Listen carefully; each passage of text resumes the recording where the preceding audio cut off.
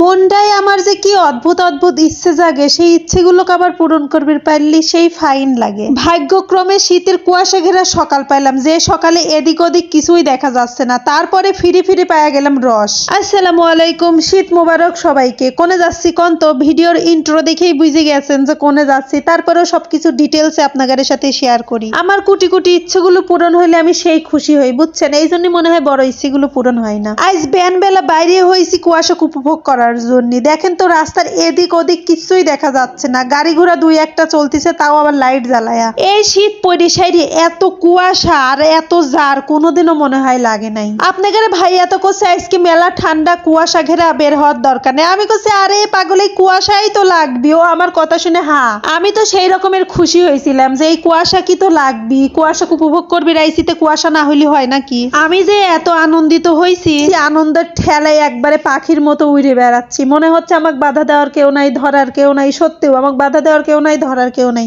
কিন্তু আমারও একটা গন্ডি আছে। ইচ্ছে তো মেলাই থাকে, পূরণ হয় আর কয়টা। তবে মাঝে মধ্যে এই কুটি ইচ্ছেগুলো পূরণ হলেই ফাইনই লাগে। এই আমার বেটাটা কোনে দৌড় দেয় রে, ও বাবা, এই তো দেখতেছি তার প্রিয় মানুষ আইছে, এই জন্য সে দৌড় দিয়ে তাকে জ্যাপটে জড়া ধরছে। কুয়াশাকে উপভোগ করবি যায়, ভাগ্যক্রমে রসটা ফ্রি পেয়ে গেলাম। ফ্রি এই জন্যই করছি কারণ ভাবছিলাম না যে রস পাবো। এই শহর বাজারে তো খাঁটি রস পাওয়া সেই মুশকিল, তারপরেও কি এই বছরের প্রথম রস খাবো, একটু নয় ভেজালটা খাইলে জীবনে তো কত ভেজালই খেয়ে আসতেছি, আর একটু নয় খাইলাম। তবে সত্যি কথা, রসটা কিন্তু আমার কাছে ফাইনই লাগছে। জানি না এর মধ্যে ভেজাল টেজাল দেওয়া আছে কিনা, তবে ওই যে গ্রামের গাছ থেকে রসের হাড়ি পাইরে সেখান থেকে রস লি খাওয়ার যেরকম মজা, সেই মজাটা এই গ্লাস ভর্তি রসের মধ্যে নাই। কি আর করার, সামনে যা আছে তাই তো উপভোগ করা লাগবে। দুধের সাথে আর কি ঘোলেই মিটালেই। তবে গ্রামে আমি গেলে পরে সেই গ্রামের রসের ভিডিও কিন্তু আপনাদের সাথে শেয়ার করব। কি ফাইন কুয়াশা, মনে হচ্ছে চোখটা জুড়ায় যাচ্ছে আমার। আল্লাহর সৃষ্টি আসলে সবই সুন্দর, শুধু সুন্দর দৃষ্টি দিয়ে দেখা লাগবে।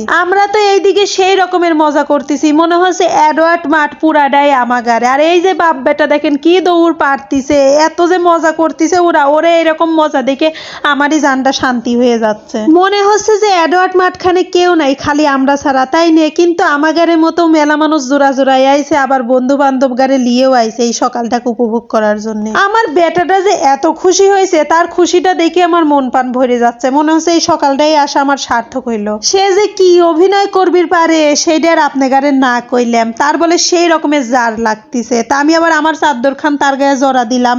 সে অবশ্য কইছিল তোমার চাদর খান আমার গায়ে জড়া দাও।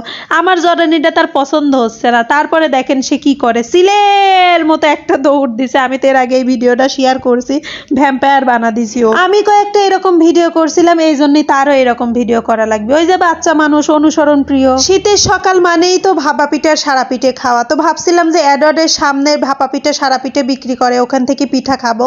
কিন্তু এতই কুয়াশার কুয়াশা, দোকানপাটেই বসেনি। বেলা এইদিকে 9টা বাজে গেছে, কিন্তু তার মেলাক্ষণ পরে দেখি যে এই ঝালমুড়ি মামাটা মাত্রই মাখানি শুরু করতেছে। তাক কইলাম যে একটু আমরা ঝালমুড়ি খাবো। তো টাটকা টাটকা যেহেতু ধনে পাতা টাতা ছিল, এই ঝালমুড়ি মাখানিটা সেই ফাইন লাগছে আমার কাছে। আমরা যে কয়জন খাইছি তাগারে সবার কাছে এই ঝালমুড়িটা সেই ফাইন লাগছে। তো আপনারা ট্রাই করতে পারেন, এডওয়ার্ডের সামনে কিন্তু বসে। আজকের দিনের এই মুক্ত পাখিটা এখানেই বিদায় নিল। সবাই ভালো থাকবেন, আল্লাহ হাফেজ।